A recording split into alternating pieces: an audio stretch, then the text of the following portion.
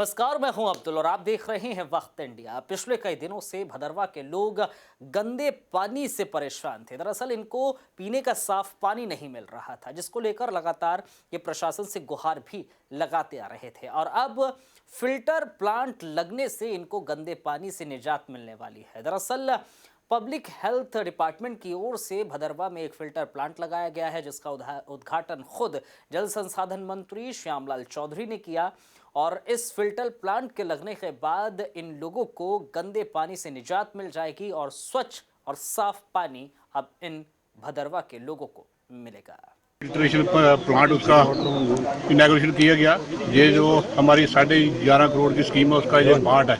ये जो जहाँ फिल्ट्रेशन प्लांट है इसका पानी चनोद और हालियाँ जो गांव है उसके सराउंडिंग लगते जितने मोड़े सबको जो पानी फीड करेगा, जिसकी एक कैपेसिटी है 5000 गैलन पर आवर इसकी कैपेसिटी है। और इससे जाने से लोगों को साफ पानी और सफिशिएंट पानी लोगों को पानी का पीने के लिए मिलेगा, क्योंकि जो हमारी सरकार की मंशा है कि लोगों के लिए साफ पानी पीने के लिए मिले, इसलिए काम करें। आज इसका विधिवत तरीके से इनॉग्रेशन किया गया और ये लोगों के घर तक साफ पानी पीने के लिए जाएगा और इससे लोगों को काफ़ी फ़ायदा मिलेगा और लोगों को जो गंदा पानी या पानी नहीं मिलता था उससे निजात मिलेगी।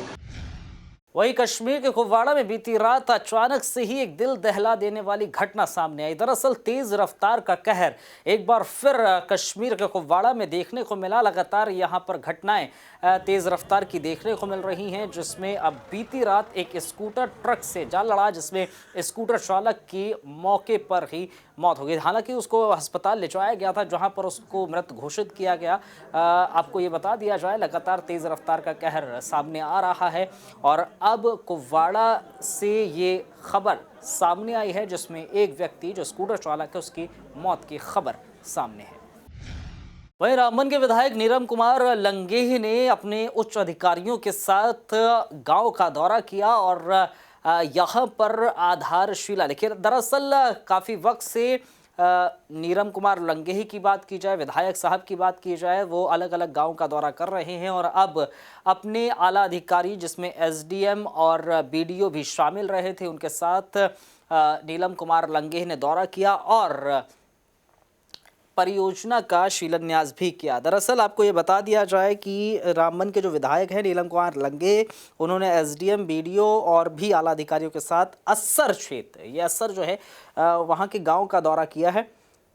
विधायक साहब ने ग्रामीण विकास द्वारा बनाई गई सीडीएफ के तहत जो धारती नाला है जो रामगढ़ में बनेगा, उसके लिए तकरीबन 4.5 लाख रुपए की जो लागत आएगी उसका उद्घाटन किया है। दरअसल आपको ये बता दिया जाए, ये काफ़ी वक्त से इसका काम अधूरा पड़ा हुआ था और अब इसको पूरा कर दिया गया है। लोगों को आश्वासन देते हुए उन्होंने कहा कि उनके लिए हर समय नीलम कुमार लंगेही उपलब्ध रहेंगे। कोई भी परेशानी हो तो आप नीलम कुमार लंगेही यानी कि विधायक साहब के पास जाएंगे तो वो हर परेशानी का आपको जवाब यानी कि समाधान देने की कोशिश करेंगे। जो आज हमने ठंडा पानी रोड की इनाग्रेशन की, फाउंडेशन स्टोन रखा हमने, ये काफ़ी ज़्यादा लॉन्ग पेंडिंग डिमांड्स थी इन लोगों की। इससे पहले जितनी भी सरकारें आई उनने इस रोड को इग्नोर किया, चाहे वो नेशनल कॉन्फ्रेंस के लोग हों चाहे वो कांग्रेस के लोग हों, इस रोड को इग्नोर किया गया।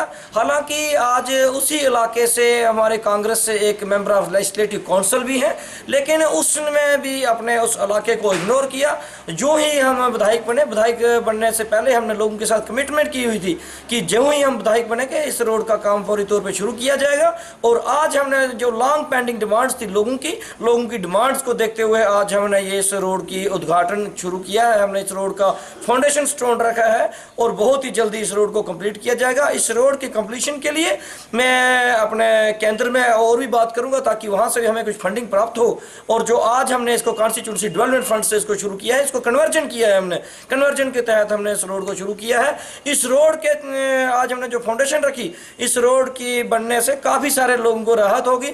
खासकर मेरे कॉन्स्टिट्यूंसी के लोग अपने असर, बुलंदपुर, हिरनी, चढ़ोता, द्रगड़ी, हलियाँ, अपना जितने भी ये रानका, फिरना, बब्बू, जितने भी ये कॉन्स्टिट्यूंसी असर के कॉन्स्टिट्यूंसी रामबन के असर ब्लॉक के इलाके हैं, पूरे जम्मू को सब्जी अगर जाती है तो मेरी कॉन्स्टिट्यूंसी के इलाका असर से जाती है। कश्मीर घाटी में जहां एक और खौफ का माहौल छाया हुआ है, हर तरफ लोग खौफजदा हैं, तो दूसरी तरफ आपसी भाईचारे का भी शोपिया में एक मिसाल देखने को मिली। दरअसल यहाँ पर शोपिया की अगर बात की जाए, यहाँ पर एक मृत महिला जिसका धर्म हिंदू था, उसके अंतिम संस्कार को लेकर मुस्लिम समाज के लोगों ने हिंदू रीति रिवाज से उसका अंतिम संस्कार कराया। ये एक भाईचारे की बहुत बड़ी मिसाल यहाँ देखने को मिली, क्योंकि जहाँ दूसरी तरफ लोग पत्थरबाज बन रहे हैं, सेना पर पत्थरबाजी की जा रही है, आपसी भाईचारा शायद खोस आ गया है, तो वहीं दूसरी तरफ शोपिया के टरपेड पूरा गांव की ये घटना निश्चित रूप से बहुत बड़ी मिसाल है, जहां पर गांव वासियों ने कौमी एकता की मिसाल कायम की है। गांव में मुस्लिम लोगों ने एक पीड़ित महिला की मृत्यु के बाद हिंदू रीति रिवाज से उसका अंतिम संस्कार किया है। हम यहाँ भाईचारे के लिए आए हैं। हम एक दूसरे के हाथ बटाते हैं। जब हमारे घर में कोई गुजरता है तो ये लोग भी आते हैं, शादी होती है ये लोग भी आते हैं, हम भी इनके घर में जाते हैं। हमारा आपस में कोई टकराव नहीं है। हम अच्छी तरह अपनी भाईचारे से रहते हैं। पिछले बहुत से सदियों से हमारे बुजुर्ग भी इनके साथ बहुत अच्छी तरह रहते हैं, हम भी इनके साथ बहुत अच्छी तरह रहते हैं। आज ये इनके एक औरत गुजर गई है, इसीलिए हम यहाँ आए हैं इनका हाथ बटाने हैं, क्योंकि यहाँ पर पंडित लोग बहुत कम है, इसीलिए हमको आना पड़ता है। हम पहले भी आते हैं लेकिन हाथ नहीं बटाते हैं, उस वक्त बैठते हैं इनके घर में, लेकिन आज इनको हमारी ज़रूरत होती है, इसीलिए हम दूसरे गाँव से भी आ गए हैं। यहाँ मुस्लिम लोग, हम भी यहाँ आए हैं।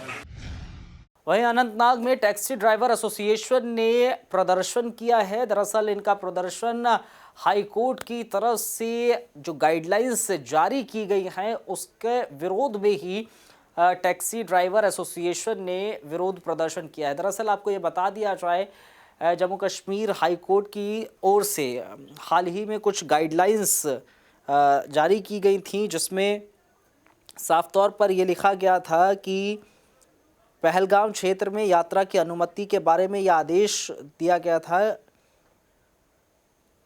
कि अनंतनाग के जो डिप्टी कमिश्नर हैं उनके दफ्तर के बाहर ही ये प्रदर्शन किया गया है। टैक्सी ड्राइवर्स का कहना है कि पहलगाम डेवलपमेंट अथॉरिटी ने उन्हें अपने बाध्य क्षेत्र के बाहर वाहनों को ले जाने की अनुमति नहीं दी है और ना ही दे रहे हैं, जिसका ये विरोध कर रहे हैं।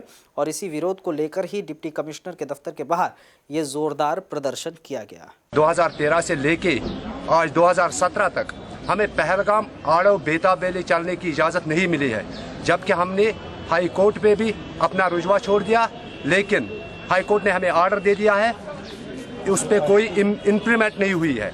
आज तक हमने कर्जा लिया है बैंक से, किसी ने अपनी ज़मीन जायदाद बेच के सोमू तवेरा लाई है, क्योंकि हम अपना रोज़गार कमा सकते हैं।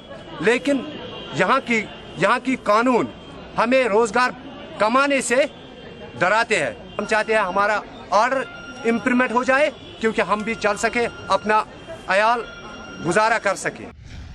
वहीं उधमपुर के वार्ड नंबर 7 में स्थानीय लोगों ने प्रशासन के खिलाफ जोरदार प्रदर्शन किया। दरअसल वार्ड नंबर 7 की गलियां काफ़ी वक्त से बनी नहीं हैं और इतनी खस्ता हालत में हैं कि लोगों का चलना भी मुश्किल हो रहा है। और साथ ही साथ इन लोगों की अगर बात की जाए तो वार्ड नंबर 7 में जो नालियां हैं वो भी बनी नहीं हैं, उसमें अगर बारिश हो जाती है तो ओवरफ्लो हो जाती है, लोगों को परेशानियों का सामना करना पड़ता है। इसी को लेकर ही प्रशासन के खिलाफ लगातार ये प्रदर्शन कर रहे हैं लोग। इनका कहना है कि जल्द से जल्द गलियों को बनाया जाए ताकि किसी भी तरीके की परेशानी इनको ना आ पाए। मेरा नाम विशाल भारती है। मैं इस वार्ड नंबर 7 में रहता हूँ। मैं जब रात को दुकान से आता हूँ, ये 5 महीने हो गए गली का काम लगे हुए, तो हमें ना लाइट दिखती है ना इधर चलने की वो है। इधर 5 महीने से काम हम जब किसी को ठेकेदार को बोलते हैं या किसी को, फिर हम उसके बाद हम MLA साहब के पास गए, उन्होंने एक लेटर लिखा एक्शन साहब को, लेकिन एक्शन साहब के लेटर पे कोई गौर ना किया गया। तो फिर उसके बाद फिर ये 4-5 महीने से ऐसे ही काम लटका हुआ है।